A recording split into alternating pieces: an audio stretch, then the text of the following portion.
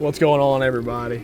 We're out here today. We got our Garmin's fired up, and I'm going to show you guys, how I use my graphs back here to find the structure, find the cover that I'm wanting to fish, and then actually moving up front, putting the trolling motor in the water, and using the LiveScope to pick that structure apart, find the fish, and make sure you're making the perfect cast, just to try to help you get more bites.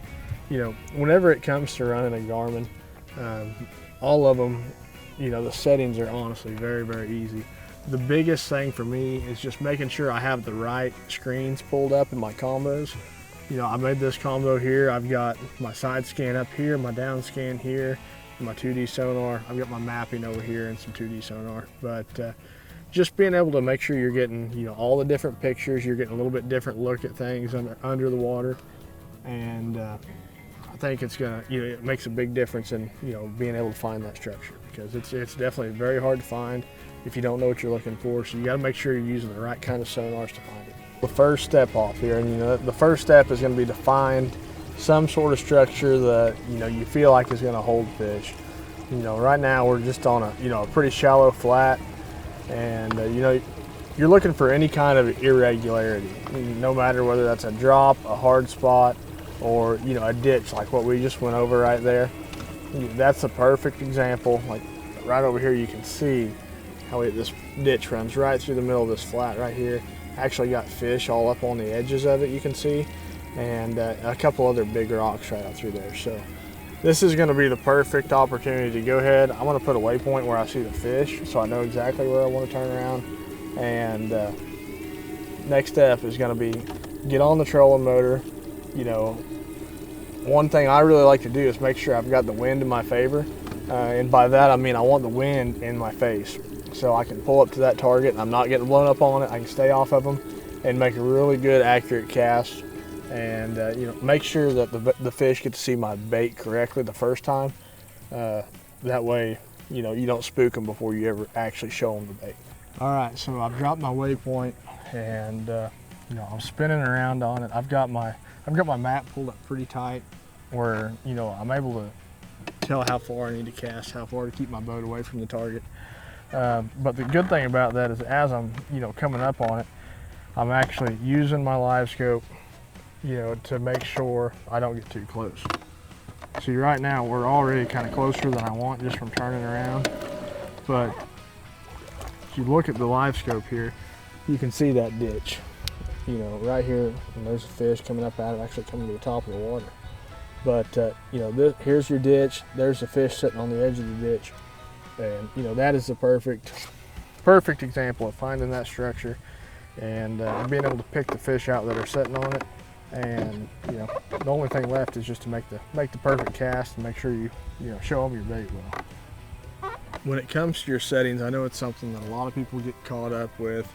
And it's something that can really get in your head if you don't think you have the right settings or anything like that. And honestly, in my opinion, I'm not saying that's always right, of course, but the way I do things, I really do not do a lot of tweaking on my settings at all. Whenever I get a unit, a lot of times I'm gonna go ahead and do a factory reset, make sure everything's the same as it's supposed to be, and I'm gonna go in, turn my grid overlay off, set my forward range wherever I like it. It's usually between 100 and 120 feet, and pick out whatever color I like, which doesn't really matter. It's whatever is best for your lakes.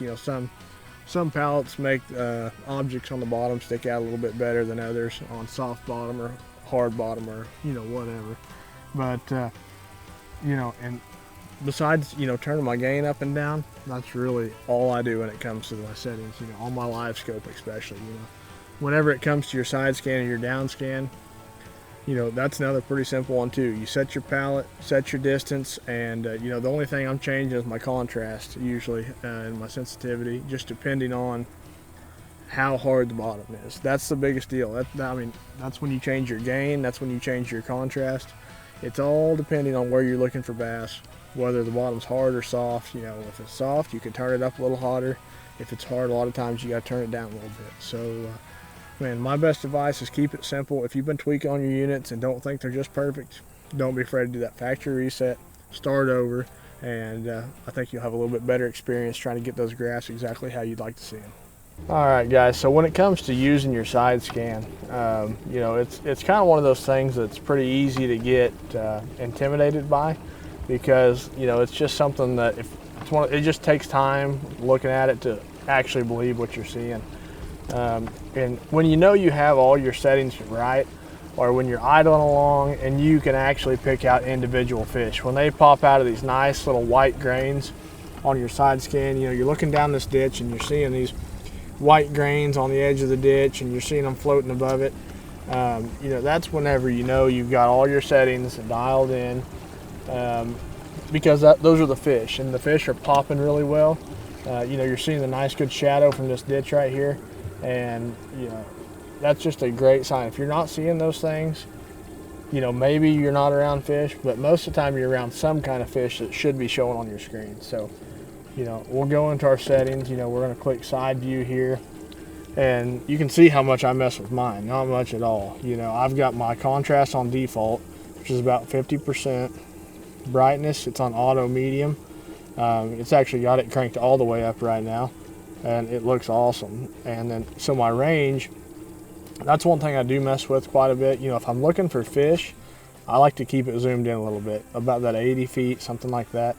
But if I'm looking for structure, you know, sometimes I'll crank it out to 100, 120, or sometimes even a little farther if I'm just looking for brush or grass or something of that nature. But, you know, lately we've been looking for fish, so we got zoomed in a little bit, and just making sure we don't miss anything. Cool thing about a Garmin is, you know, you push your settings button and all this pops up. You can go to your clear view, same thing. It's all really simple right here on your front screen. You know, there's not really a whole lot of messing it up, but you know, you say you go through here and, you know, do a lot of messing around and don't really get it exactly how you like. All you got to do, you know, is make sure and just reset your whole graph. Do your factory reset. You can reset all your settings without actually deleting waypoints or anything like that. You can just reset the settings for your sonars, like your side scan and your down scan and all that, and you know, just start over, because these graphs come out of the box just pretty dang dialed in. You know, so I ran over those bluegill beds, but I hit them at kind of an angle. But it's pretty awesome to see. You know, you can actually zoom in with your Garmin.